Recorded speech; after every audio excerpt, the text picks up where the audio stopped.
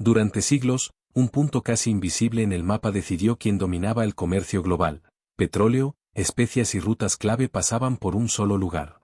Sin grandes advertencias, ese paso acumuló tensiones, alianzas y decisiones tardías que alteraron el equilibrio mundial, debilitando a la monarquía hispánica de España frente a potencias como Irán, Inglaterra y Portugal. ¿Cómo un solo punto logró influir en el destino de tantos imperios?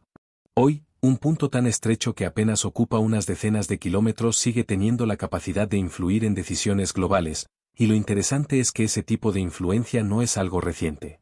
Lo que ocurre allí en la actualidad ya había sucedido antes, bajo condiciones distintas, con actores diferentes, pero siguiendo una lógica que se repite a lo largo del tiempo.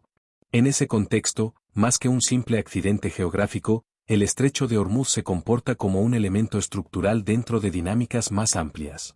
No es solo un paso entre dos zonas, sino un espacio donde las decisiones adquieren un impacto desproporcionado respecto a su tamaño físico.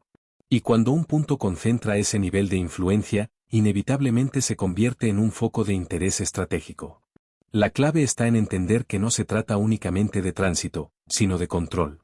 En lugares como este, dominar el acceso implica influir en el movimiento, y controlar el movimiento permite afectar directamente a economías enteras. Por eso, cada vez que ese control cambia de manos o se ve cuestionado, el sistema entero reacciona. En escenarios históricos similares, aunque los recursos eran diferentes, la lógica seguía patrones comparables. Rutas comerciales, bienes de alto valor y conexiones entre regiones distantes convergían en nodos estratégicos donde se concentraba la actividad. En ese tipo de entornos, no bastaba con ocupar un territorio de forma simbólica, era necesario sostener una presencia constante, capaz de responder a interrupciones, gestionar flujos y mantener estabilidad operativa.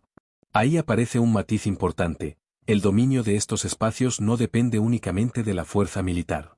Intervienen también elementos como la coordinación administrativa, la capacidad de reacción y la eficiencia en la toma de decisiones. Cuando estos componentes empiezan a fallar, el deterioro no es inmediato, pero sí progresivo, y muchas veces pasa desapercibido hasta que el sistema ya está comprometido. En ese punto, el cambio no ocurre de forma abrupta, sino mediante pequeñas variaciones acumuladas que afectan al equilibrio general. Y cuando varios de esos factores comienzan a coincidir al mismo tiempo, el resultado puede ser más significativo de lo que parece en un inicio. Lo que sigue en esta historia no es simplemente un evento aislado, sino la consecuencia de un proceso que venía desarrollándose en silencio, y que terminaría marcando un cambio profundo en la forma en que se entendía el control estratégico de estos espacios. Antes de seguir, dime algo. ¿Crees que ese control era sostenible en el tiempo? Deja tu comentario, te estaré leyendo. En el mapa del comercio mundial existieron lugares que, sin destacar a simple vista, terminaron concentrando decisiones estratégicas capaces de afectar a regiones enteras. No por su extensión ni por sus recursos, sino por su posición dentro de un sistema de intercambios que funcionaba como una red interdependiente. El estrecho de Ormuz fue uno de esos espacios donde esta lógica se hizo especialmente evidente.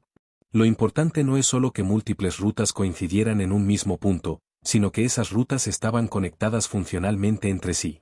Un cambio en un tramo podía alterar condiciones en otro, incluso sin contacto directo. Esto convierte ciertos lugares en nodos críticos dentro de sistemas mucho más amplios, donde el impacto trasciende su entorno inmediato. En ese contexto, el valor de Ormuz no dependía de su tamaño ni de su producción local, sino de su capacidad para articular rutas comerciales. Por un lado, las rutas marítimas provenientes del Océano Índico; por otro, los recorridos terrestres que conectaban con el interior asiático y Oriente Medio. Esa convergencia generaba un punto de intersección económica, donde distintos circuitos se cruzaban y se volvían parcialmente dependientes entre sí. A partir de ahí, el intercambio no era uniforme ni lineal. Se trataba de un entorno donde coexistían comerciantes de múltiples orígenes, cada uno con intereses, métodos y objetivos distintos. Esa diversidad no era un factor secundario, sino una consecuencia directa del papel del lugar dentro del sistema global. Cuanto mayor era el flujo, mayor era también la complejidad operativa del entorno. En este tipo de estructuras, los nodos no solo canalizan movimiento, sino que también condicionan la forma en que ese movimiento se organiza. Por eso, cuando un punto concentra tantas conexiones simultáneamente, surge una cuestión clave: ¿qué ocurre cuando ese nodo comienza a perder estabilidad? Porque en sistemas interdependientes, la continuidad de los flujos no depende únicamente de las rutas, sino de los puntos que las coordinan y sostienen. Y en el caso de Hormuz, ese nodo no solo conectaba rutas, sino que influía directamente en la manera en que el comercio se estructuraba a escala global. Si este tipo de contenido te está resultando interesante, suscríbete al canal y activa las notificaciones, porque lo que viene te va a hacer ver esta historia de una forma completamente diferente. La expansión marítima de los siglos XV y XVI no se basó únicamente en explorar nuevos territorios, sino en identificar puntos clave donde el tráfico global podía ser influido con una inversión relativamente contenida, pero con un impacto desproporcionado. En ese contexto destaca la figura de Alfonso de Albuquerque, quien comprendió que el verdadero valor no residía en ocupar grandes extensiones de tierra, sino en ejercer control sobre los accesos estratégicos por donde circulaban las principales rutas comerciales. Su visión marcó un cambio de enfoque, del dominio territorial al control de flujos. Su planteamiento se apoyaba en una lógica clara. No era necesario dominar todo el sistema para influir en él. Bastaba con controlar sus choke points, es decir, aquellos pasos obligados por los que debía transitar el comercio entre regiones. Estos puntos funcionaban como filtros naturales, donde el movimiento podía ser supervisado, regulado o incluso restringido. A partir de esta idea, el control marítimo dejó de ser solo una cuestión militar y pasó a convertirse en un sistema organizado de gestión estratégica. El modelo portugués no dependía de grandes conquistas interiores, sino de una red de posiciones distribuidas a lo largo de rutas clave, cada una cumpliendo una función específica dentro del conjunto. Cada enclave operaba como un nodo dentro de una estructura más amplia, permitiendo mantener presencia constante sin necesidad de ocupar grandes territorios. Este sistema se materializó en fortalezas costeras y centros administrativos que actuaban como puntos de control, conectados entre sí y orientados a sostener el flujo comercial. Desde estos centros se regulaba el paso de embarcaciones, se supervisaban mercancías y se definían condiciones para el comercio. El sistema de aduanas no era un elemento secundario, sino una pieza fundamental que generaba ingresos constantes y sostenía económicamente toda la red. Durante su periodo de mayor eficiencia, esta estructura permitió a Portugal ejercer influencia sobre rutas que conectaban distintos continentes. Sin embargo, su fortaleza también implicaba una dependencia crítica. El sistema solo funcionaba mientras esos puntos clave se mantuvieran bajo control continuo y estable. Con el tiempo, algunos de estos nodos comenzaron a perder relevancia debido a cambios en el contexto global, la aparición de nuevos actores y la evolución de las rutas comerciales. Esto puso en evidencia una característica importante. Los sistemas basados en puntos concentrados de control pueden ser altamente efectivos, pero también vulnerables cuando las condiciones externas empiezan a cambiar. El equilibrio que había sostenido el dominio marítimo durante décadas comenzó a transformarse cuando las estructuras políticas que lo respaldaban dejaron de operar con autonomía plena. La integración de Portugal dentro de España no solo unificó territorios, también introdujo nuevas prioridades que no siempre iban en la misma dirección.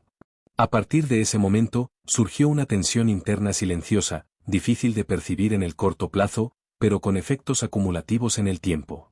Cuando un sistema diseñado para funcionar de manera coordinada empieza a depender de múltiples centros de decisión, la coherencia operativa se ve afectada. La toma de decisiones se fragmenta, los objetivos dejan de alinearse con precisión y la coordinación general pierde eficiencia. Como resultado, aparecen señales progresivas de desajuste, retrasos, duplicidad de esfuerzos y respuestas menos consistentes ante problemas similares. Con el tiempo, la administración de los territorios comenzó a reflejar estas limitaciones. Las decisiones tardaban más en ejecutarse y los niveles burocráticos añadían capas adicionales al proceso.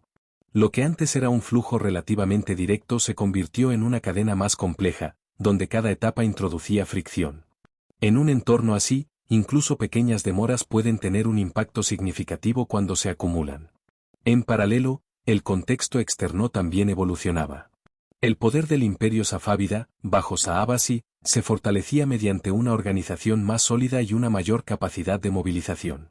Este crecimiento no solo incrementó su influencia regional, sino que también alteró el equilibrio existente en la zona, generando un entorno más competitivo. A esto se sumó la expansión de la Compañía de las Indias Orientales, que introdujo un modelo de actuación más flexible, centrado en la eficiencia comercial y la adaptación a dinámicas globales. Su enfoque no dependía únicamente del control territorial, sino de la capacidad de operar de forma ágil dentro de redes comerciales complejas. La aparición de actores con estructuras más adaptativas incrementó la presión sobre sistemas que dependían de modelos más rígidos. En ese escenario, la combinación de tensiones internas, cambios en las alianzas y presiones externas fue reduciendo progresivamente el margen de maniobra disponible. El deterioro no se produjo de forma abrupta, sino como un proceso acumulativo. Cada factor, por separado, parecía manejable, pero en conjunto debilitaban la estructura de forma constante. Con el tiempo, las pequeñas ineficiencias comenzaron a amplificarse hasta afectar el rendimiento global del sistema, marcando una transición gradual hacia un entorno cada vez menos estable. Y ahora cuéntame, ¿qué factores terminan siendo decisivos cuando un sistema empieza a perder coherencia desde dentro y presión desde fuera al mismo tiempo? Te leo en los comentarios, sigamos. Durante años, la tensión acumulada en torno al control de rutas estratégicas terminó convergiendo en un momento decisivo. No fue un evento aislado, sino el resultado de múltiples factores que se alinearon en el tiempo. El desenlace se produjo en 1622, cuando una ofensiva coordinada por tierra y mar puso a prueba la resistencia del sistema portugués en el estrecho de Ormuz. El colapso no respondió a un único ataque, sino a la suma de presiones acumuladas que ya habían debilitado la estructura previamente. El asedio no solo representó una confrontación militar, sino la exposición de un modelo que dependía de mantener simultáneamente múltiples variables bajo control. Cuando ese equilibrio operativo se rompe, el sistema deja de comportarse como una red estable y comienza a fragmentarse. Tras la pérdida del enclave, el impacto fue inmediato. El control que organizaba el flujo comercial en la región se desarticuló, obligando a un repliegue estratégico. Las rutas, que antes estaban centralizadas, comenzaron a redistribuirse, generando nuevas dinámicas en las que distintos actores ocuparon espacios previamente limitados. El efecto no se restringió al corto plazo. Con el tiempo, el modelo imperial ibérico, que dependía en gran medida de una red de enclaves estratégicos, experimentó un debilitamiento progresivo.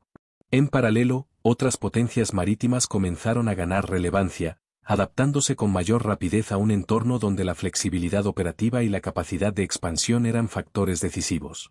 Este cambio no solo modificó quién controlaba las rutas, sino también la forma en que el comercio global se estructuraba. Las dinámicas dejaron de depender de un único eje centralizado y evolucionaron hacia sistemas más distribuidos y adaptativos, donde el control ya no estaba concentrado en un solo punto, sino repartido entre múltiples actores y nodos estratégicos. En retrospectiva, el caso de Ormuz no representa únicamente la pérdida de un enclave, sino un ejemplo claro de cómo un sistema puede transformarse cuando un nodo crítico deja de sostener su función dentro de una red global. Si este contenido te aportó algo nuevo, vale la pena que sigas explorando el canal, porque hay más ideas que pueden ayudarte a ver lo cotidiano desde una perspectiva distinta.